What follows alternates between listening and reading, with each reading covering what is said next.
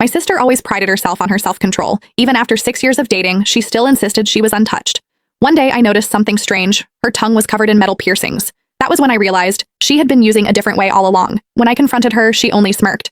This way, men enjoy it more, and they become obsessed precisely because they can't have me. You wouldn't understand.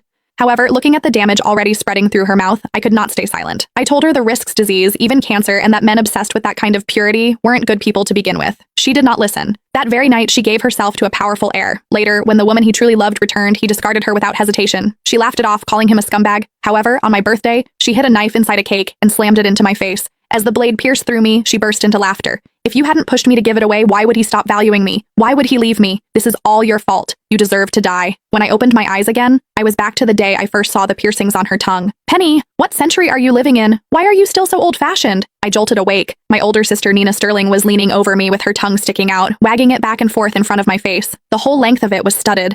A chill ran through me. What are you doing? Looking at her, all I could think about was the knife she had once driven into my face. Instinctively, I took a step back. Seeing my reaction, she laughed. She stepped closer, grabbed my hand, and pressed my fingertip against her tongue. Well, feels textured, doesn't it? She licked the corner of her lips, her eyes full of provocation. You don't even know how much Marcus loves it. All these years, he's had countless women around him, but I'm the only one he's publicly acknowledged as his girlfriend. The damp, uneven sensation under my fingertip was real, revolting. So, I really had come back. I forced down the nausea and played along. You really are something. She lifted her chin proudly. Of course.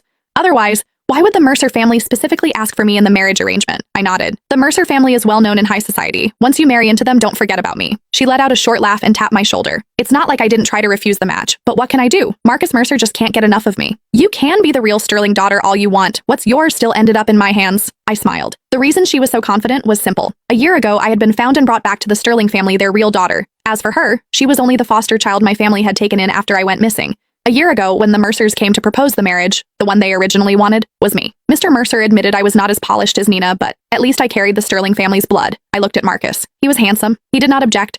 At the time, I thought after finally finding my biological parents, and now with this marriage, things were finally turning in my favor. So I agreed, full of hope. What I did not expect was that after dinner, sounds would come from Nina's room, loud enough for almost the entire house to hear. She was not my father's biological daughter, but he had always doted on her. Thinking something was wrong, he forced the door open and saw her, clothes disheveled, draped across Marcus.